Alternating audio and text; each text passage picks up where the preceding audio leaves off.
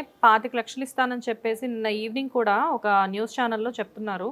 25 లక్షలు ఇస్తానని చెప్పేసి ఇప్పటికి వచ్చింది 10 లక్షలే అని చెప్పి వాళ్ళకి ఎవరు చెప్పారు 10 లక్షలు ఇచ్చారని? వాళ్ళు ఆయనే చెప్తున్నారు కదా సార్, రేవతి గారు భర్తే చెప్తున్నారు కదా 10 లక్షలు. చెప్పలేదు, రేవతి భర్త 10 లక్షలు ఇచ్చారు లేదు, 25 లక్షలు ఇస్తా అన్నారు, 10 ఇచ్చారు, ఇంకా మిగతా ఇస్తారన్నారు.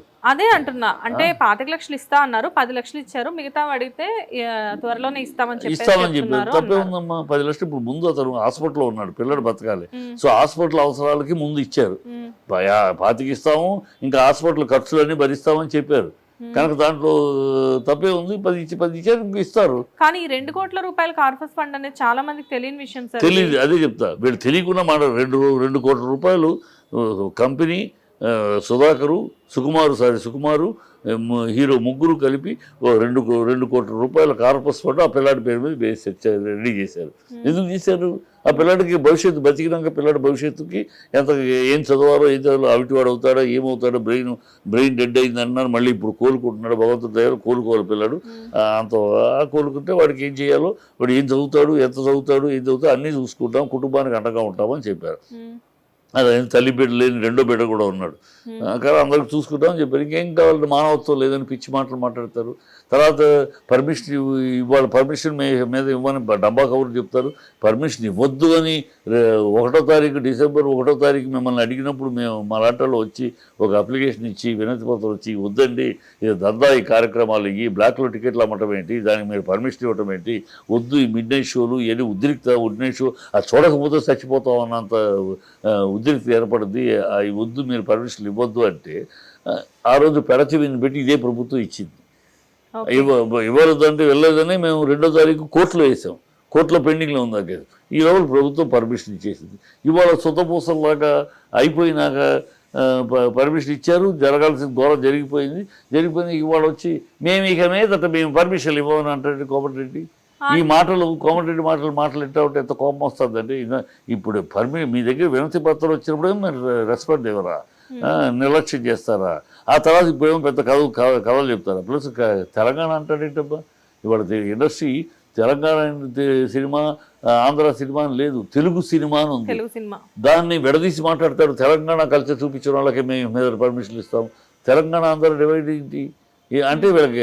అందుకని ఈ ప్రభుత్వం యొక్క దుర్మార్గపు ఉద్దేశం, దుర్నీతి ఉద్దేశం, ఇక్కడ ఉన్న సినిమా మీద కాసేపు పగపడుతూ ఒక్కొక్కళ్ళ మీద టార్గెట్ చేస్తే వీళ్ళు ఇసుగొచ్చి పోతారు. ఈ ఆంధ్ర హీరోలు, ఆంధ్ర వాళ్ళందరూ ఆంధ్రకు పోవాలి, అక్కడ చంద్రబాబు రండి అని అంటూ ఉంటే ఎవరు వెళ్ళలేదు, ఇక్కడ సెటిల్ అయిపోయారు, అక్కడ ఇండస్ట్రీ ఇక్కడ ఏర్పడుద్ది, అక్కడ కొత్తగా ఏర్పడుద్ది, ఇక్కడ నుంచి అక్కడికి రావాల్సిన అవసరం లేదు, ఇక్కడ తెలుగు ఇక్కడ మేము ఇక్కడ నుంచి ఎందుకు రావాలి, తమిళనాడు నుంచి వచ్చామంటే అది వేరే భాష, వేరే స్టేట్ ఇక్కడికి వచ్చాం, ఇక్కడ మన తెలుగు రాష్ట్రమే కదా, ఇక్కడ నుంచి మేము ఎందుకు వెళ్ళాలి, అన్నీ సెటిల్ అయినాక ఎవరు ఏ హీరో కదలట్లేదు.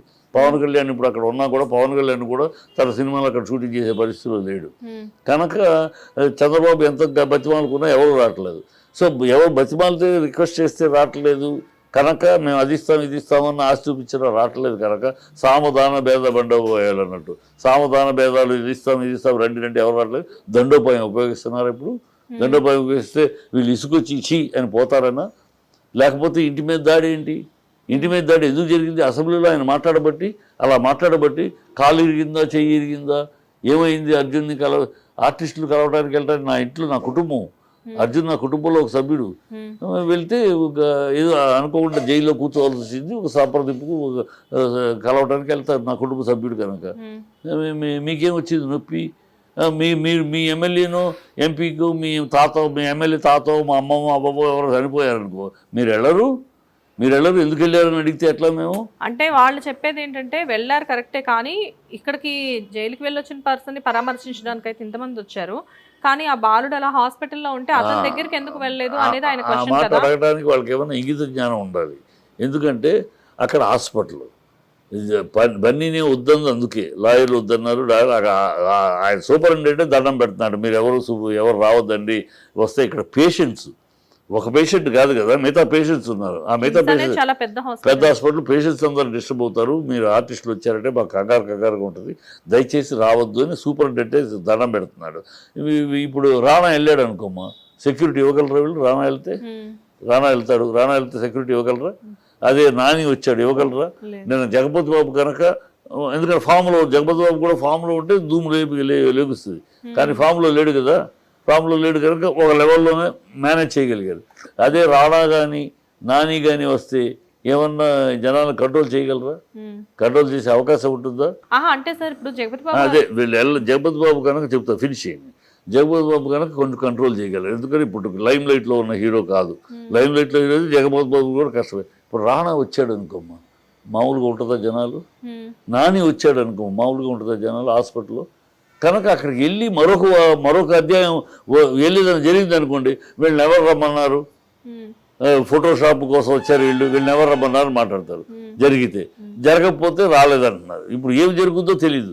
ఇక్కడే ఈ థియేటర్ దగ్గర జనాలనే కంట్రోల్ చేయాలని హాస్పిటల్ దగ్గర ఓపెన్ హాస్పిటల్లో ఇంకెంతమంది ఎలా కంట్రోల్ చేస్తారంటే గ్యారంటీ ఏది పోలీసు. ఇక ఒక బెటాల్ని బుక్ చేసుకుని వెళ్ళాలి ఆర్టిస్ట్. ఇవన్నీ అయ్యే పనులు కావు, జరిగే పనులు కావు. అది కూడా విచక్షణ లేకుండా వాళ్ళు అక్కడికి వెళ్ళారు ఇక్కడ రాలేదు, ఏం మాటలయ్యి? ఒక ఆలోచించి బుర్రతోటి మాట్లాడాలి కదా. వాళ్ళు వెళ్ళొచ్చా, వెళ్ళగలరా, వెళితే మనం సెక్యూరిటీ ఇవ్వగలమా, ప్రభుత్వం ఇవ్వగలదా వాళ్ళకి? అది అది అందుకని వెళ్ళలేదు వాళ్ళు. ఈ విజ్ఞత లేకుండా వికృతముగా సంస్కారహీనంగా మాట్లాడుతుంది ఈ ప్రభుత్వం. ఈ ప్రభుత్వం అన్ని అబద్ధాలు. పైగా అతను కాలు ఇరిగిందా, చెయ్యి ఇరిగిందా, ఈ ఎటకారం ఏంటి? కాలు ఇరిగిందా, చెయ్యి ఇరిగిందా చూడటానికి వెళ్తున్నారంటారు. ఏం వెటకారం అది? ఏమిటని ఆ భాష ఏంటి సినిమా వాళ్ళ మీద? అర్జున్ ఒక హీరోని పట్టుకుని చెయ్యి ఇరిగితే కాలిందా ఏమైందంట. పైగా అంటాడు ఆయన ఏమన్నా సరిహద్దులో పోరాడాడని.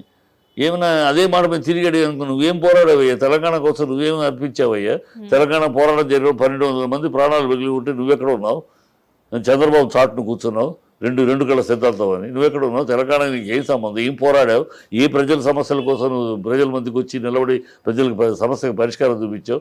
ఏమయ్యావు నువ్వు? సీఎం అయ్యావు? ఏం చించావు నువ్వు? సీఎం అయ్యావు?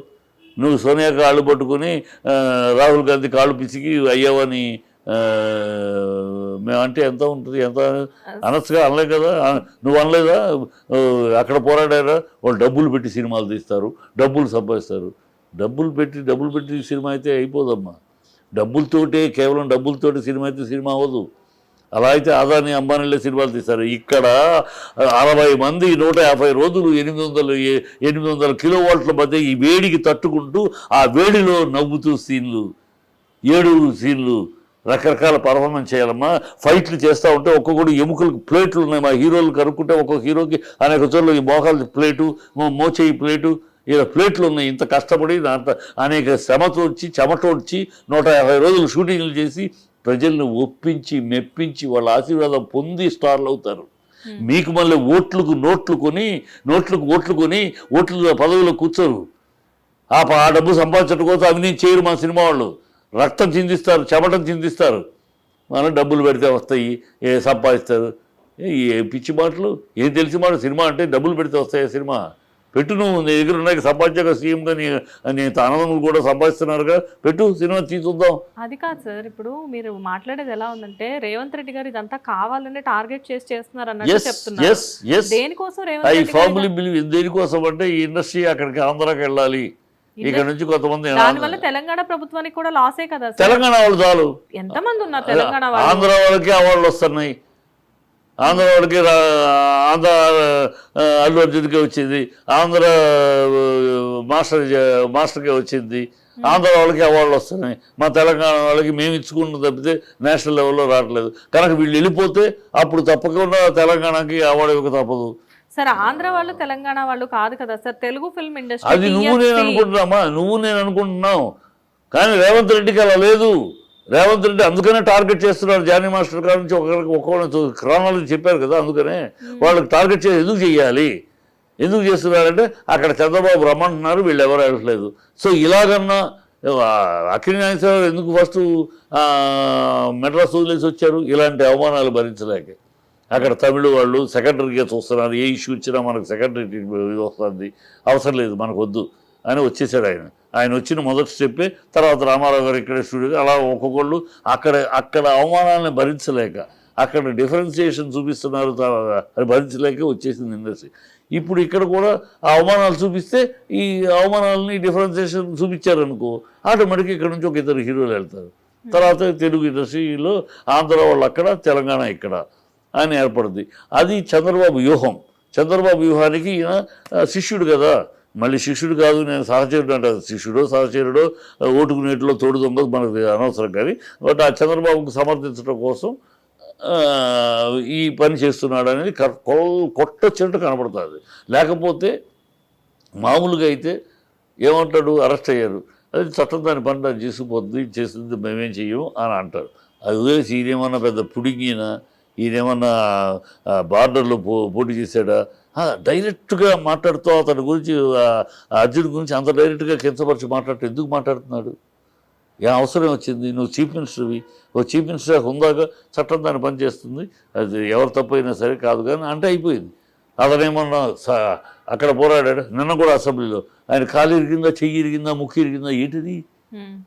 ఎందుకు పలకరిస్తారు అంటే కాళ్ళు ఇరగాలి, అవి ఇరిగితే వెళ్ళి పలకరించాలి, లేకపోతే మా కుటుంబంలో ఎవరికి ఏదైనా పలకరించడం మాకు హక్కు లేదా? ఏం మాట్లాడుతున్నాడు ఆయన? సీఎంగా మాట్లాడుతున్నాడా, లేకపోతే ఇలా రౌడీ భాష మాట్లాడుతున్నాడు ఆయన టోటల్గా ఈజ్ వెరీ మచ్ ఎవరికో కుట్ర జరుగుతుందని నా అనుమానం. 100% రూపాయలు ఈ తెలంగాణ నుంచి హైదరాబాద్ ఇండస్ట్రీ మా సొంతము, ఇక్కడ ఆంధ్ర వాళ్ళు వచ్చి వాళ్ళు ఏలుతున్నారు కనుక వాళ్ళని తరిమేస్తే మేము ఎలుకుంటాం అనే ఒక ఇది కనపడుతుంది, కొట్టొచ్చినట్టు ఆ కుట్ర కనపడుతుంది నాకు.